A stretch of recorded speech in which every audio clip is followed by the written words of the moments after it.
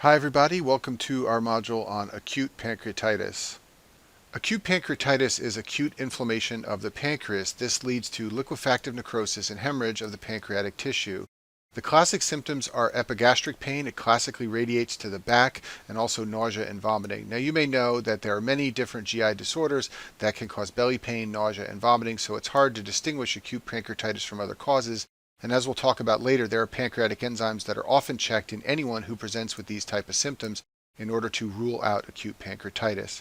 There are many triggers for acute pancreatitis. We'll talk about all of them in this module, but the most common are gallstones and alcohol consumption.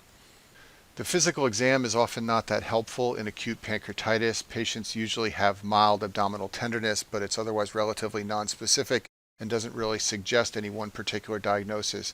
There are two classic findings in acute pancreatitis that you should know as a medical student. The first one is called Cullen sign.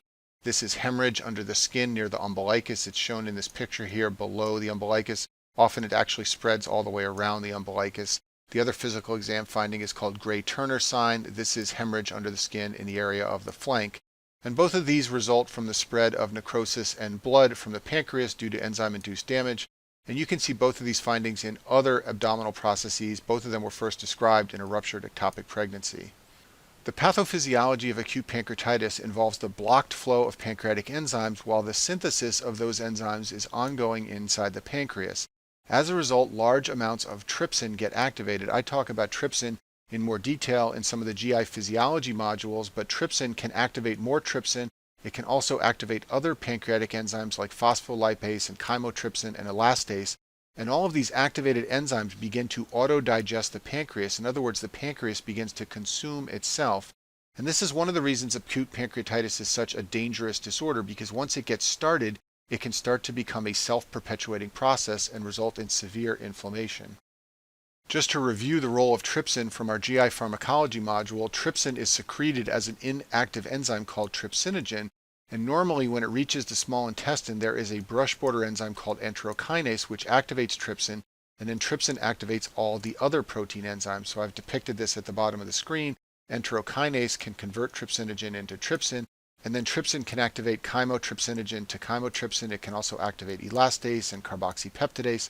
Trypsin can even go back and convert more trypsinogen into trypsin. So it's a very powerful pancreatic enzyme. And once it gets auto-activated, in other words, not activated due to enterokinase in the intestines, it can be very dangerous to the pancreatic tissue because all these enzymes get turned on and they begin to auto-digest the organ. As I told you before, the symptoms of acute pancreatitis can look like many other gastrointestinal disorders. There can be belly pain and nausea and vomiting, and you can see that in many other conditions, including some very common ones like viral gastroenteritis. So in order to make the diagnosis, it's important to check the serum levels of pancreatic enzymes in anyone with GI symptoms.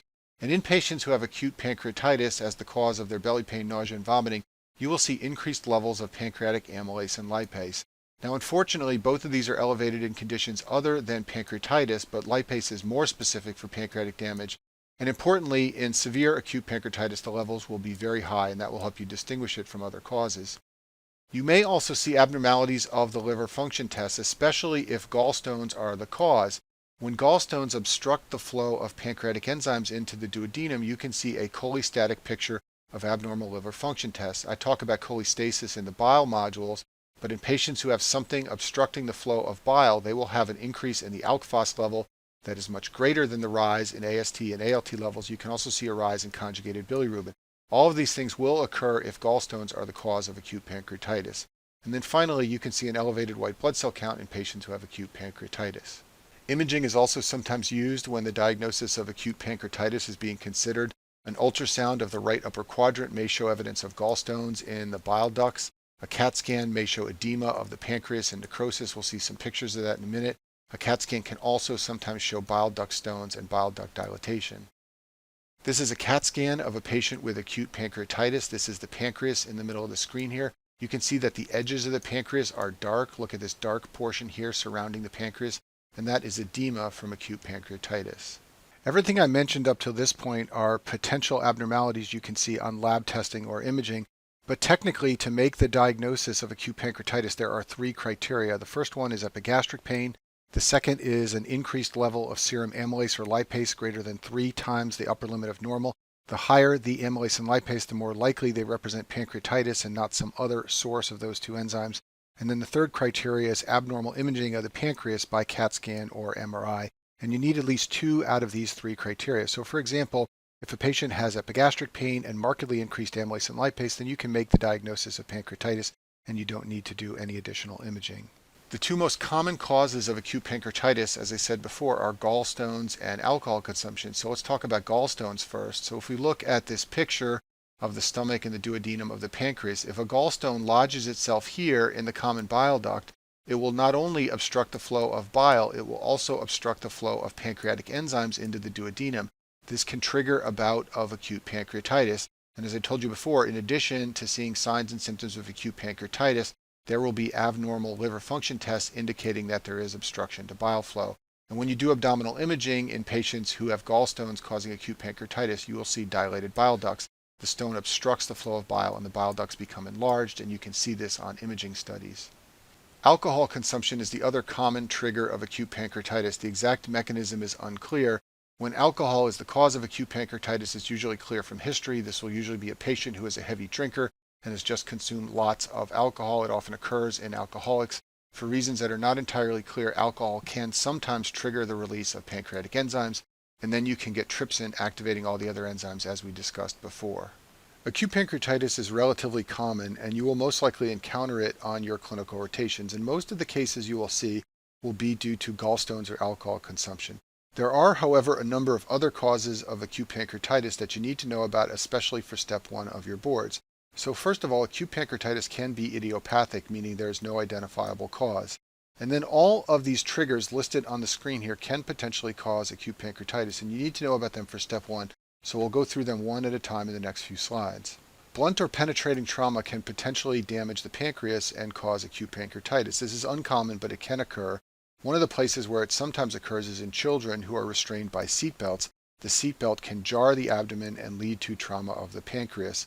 In general, though, trauma causing acute pancreatitis is rare, and that's because, as you know, the pancreas is in the retroperitoneum, and therefore it's hard for trauma to the front of the body to damage the structure in the back of the body. Infection is a rare cause of pancreatitis. It's more commonly due to viral infections, although it can occur in the setting of bacterial or parasitic infections.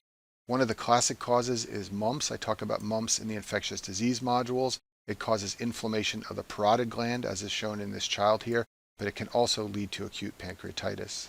There are a number of drugs that have been reported to cause acute pancreatitis in a small number of patients, and reviewing the medication list is an important part of the workup of any patient who presents with acute pancreatitis without an obvious cause. Some of the drugs that may trigger pancreatitis that are worth knowing for step 1 include the GLP-1 agonist. These are drugs that are used to treat diabetes. These are drugs like azenitide and liraglutide. In both of these drugs, after they were FDA approved, there were post-marketing reports of acute pancreatitis in a small number of patients. Sulfa drugs can sometimes trigger acute pancreatitis.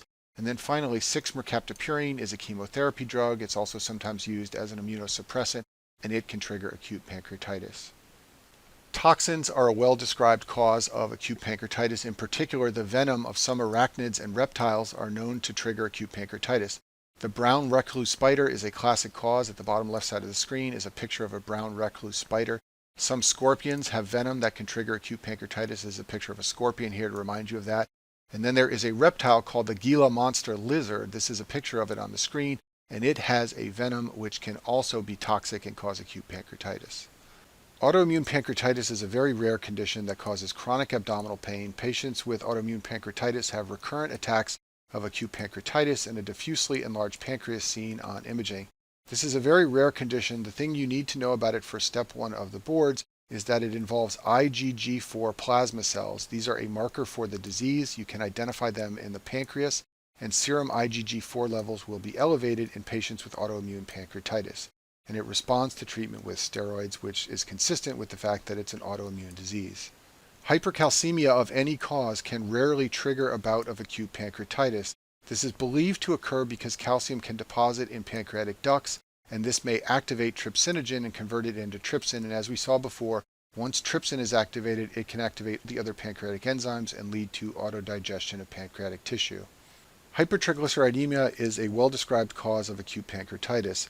A normal triglyceride level is about 100 to 200. If the level gets over 1,000, this can cause acute pancreatitis. In fact, one of the main reasons we treat high triglyceride levels is to prevent pancreatic injury.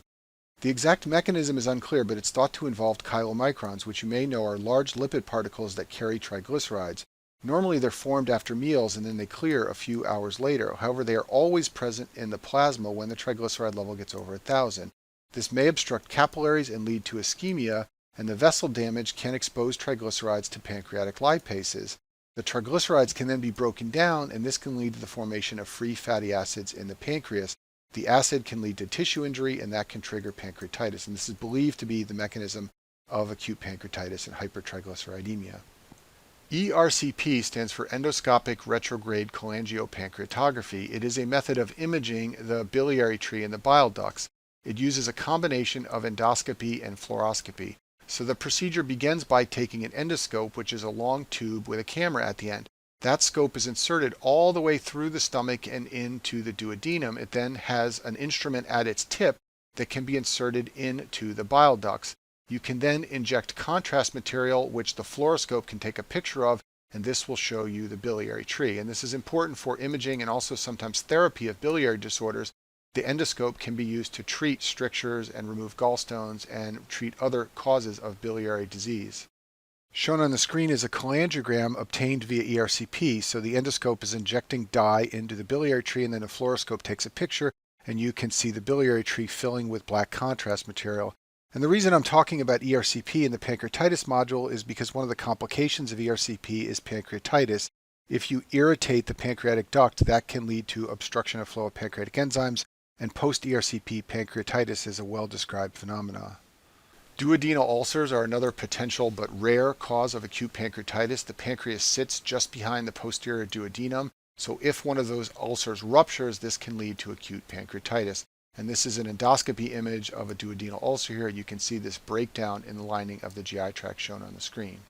The treatment of acute pancreatitis is something you will come to know well on your clinical rotations. It generally involves three things: NPO status, IV fluids, and pain control. NPO means nil per os. This means the patient should not consume food or liquid, and this helps to rest the pancreas because it prevents stimulation from gastric contents. IV fluids are administered because there is significant fluid loss due to pancreatic edema. In addition, the inflammation leads to diffuse vascular leak, so you have to administer IV fluids in order to maintain the blood pressure and the renal perfusion, especially in the setting of NPO, which means the patient won't be consuming any liquids. Pain control is important. As I said before, epigastric pain is a major feature of acute pancreatitis. And if you do these three things, most of the patients you admit to the hospital with acute pancreatitis will get better in about 2 to 3 days. Patients with more severe acute pancreatitis can develop a clinical syndrome known as SIRS. SIRS stands for the Systemic Inflammatory Response Syndrome, and it is a clinical syndrome of dysregulated inflammation. And asking medical students for the 4 criteria of SIRS is a classic question on rounds, so you should be familiar with the diagnostic criteria of SIRS. So in order to have SIRS, first, you have to have either an elevated temperature above 38.3 Celsius or a low temperature below 36. The heart rate must be above 90, the respiratory rate must be above 20, and the white blood cell count must be increased above 12,000. If you have these criteria present, then the patient has SIRS, and SIRS can result secondary to many different causes. You can see it among trauma patients. You can see it in more severe acute pancreatitis. If you have SIRS plus an infection, then you have sepsis. And you should know, in regards to our module today, that SIRS in pancreatitis indicates a patient with more severe disease. When you admit patients to the hospital for acute pancreatitis, you often monitor for development of these criteria. If you see them, it means the patient is beginning to get sicker. Because patients with acute pancreatitis can initially look well and then rapidly deteriorate, a number of criteria have been created to try and identify features which predict that a patient with acute pancreatitis is likely to become very ill. One of the classic criteria is called Ranson's criteria. There are a number of clinical features which, if present either at admission or at 48 hours after admission, predict a worse prognosis. And I've shown all of them on this slide here. You don't need to memorize these, but these will come up in your critical care rotations in 3rd year when you take care of patients with acute pancreatitis. And basically a point is given for each criteria that's present, and mortality goes up among patients who have more points and have a higher score. And besides Ranson's criteria, there are other criteria that are used. Apache 2 is one of the newer ones, but all of these do the same thing. They attempt to predict features present at admission or shortly after admission that indicate a patient is likely to become very ill. So like I told you before, many patients with acute pancreatitis have mild disease, they have few of the Ranson's criteria present, and they're admitted to the hospital for a couple of days and then they improve. However, there are some patients with severe acute pancreatitis and it can be a life-threatening disorder. So now what I'm going to do is walk you through the different complications that can occur, and everything I've listed on the screen here is a potential complication of acute pancreatitis. DIC stands for disseminated intravascular coagulation, and the name tells you everything you need to know about this disorder. It's disseminated, so it occurs diffusely throughout the body. It's an intravascular process that occurs inside of blood vessels, and it involves activation of coagulation factors. Essentially in DIC, there is a diffuse activation of clotting factors. It's sometimes called a consumption coagulopathy. There is so much clotting going on that all the clotting factors are consumed. This results in prolongation of the PT and PTT. Essentially, you run out of clotting factors from all the clotting occurring throughout the body. All those blood clots will use up all the platelets and the serum platelet level will get low. And then finally, the blood clots will lead to vascular occlusion. This develops into a microangiopathic hemolytic anemia where the hematocrit becomes low and there's evidence of ischemic tissue damage. And this often presents as bleeding. So a patient who has acute pancreatitis and then develops diffuse bleeding and an elevated PT-PTT and a low platelet count has probably developed DIC.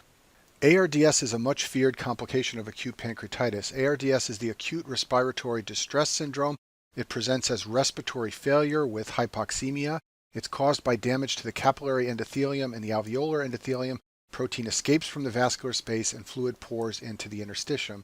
I discuss ARDS in more detail in some of the pulmonary modules. This is an X-ray of a patient with ARDS. You can see white, fluffy infiltrates in both lung fields. And you should note that pulmonary edema from heart failure or any other cause can look just like this. What's different about ARDS is that the pulmonary capillary wedge pressure is normal, indicating that this fluid leaking is not due to high pressures in the heart, but it's due to a leaky vascular endothelium. And many patients who have acute pancreatitis end up ventilated in the intensive care unit because of development of ARDS. Sometimes pneumonia will develop on top of this, and the result can be a life-threatening scenario for patients with acute pancreatitis. A pancreatic pseudocyst is a walled-off collection of edema and fluid, and importantly, pseudocysts contain minimal or no necrotic pancreatic cells. I make this distinction because there is another entity called walled-off pancreatic necrosis, and that is similar to a pseudocyst, but instead of containing edema and fluid, it contains necrotic cells. In a pseudocyst, the structure contains almost entirely edema and fluid. These are called pseudocysts because they lack an epithelium. What is surrounding the edema and fluid is a collection of granulation and fibrous tissue. These usually develop outside the pancreas, and they take 4 weeks to grow and mature. In other words, it takes 4 weeks for all this granulation and fibrous tissue to surround edema and fluid and create the pseudocyst.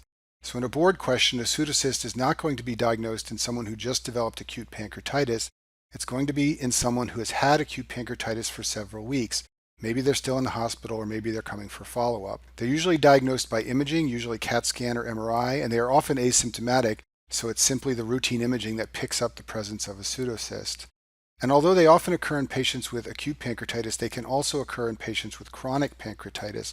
About 10% of patients with chronic pancreatitis develop a pancreatic pseudocyst. The most common location for a pseudocyst is in the lesser sac of the abdomen. I talk about the lesser sac in the GI anatomy modules. It is a space in the abdomen found behind the stomach and in front of the pancreas. So obviously, if it's located in front of the pancreas, it's a natural location for a pseudocyst to develop. This is a picture of an enormous pseudocyst here pushing its way into the lesser sac from the pancreas sitting behind the stomach. Most pseudocysts resolve without intervention. Sometimes, if they're very large, they require drainage. The feared outcome of a large pseudocyst is rupture. This will lead to inflammation throughout the abdomen, which is called peritonitis and can be life-threatening. Sometimes pseudocysts lead to the development of fistulas between structures inside the abdomen or obstruction of the bowel.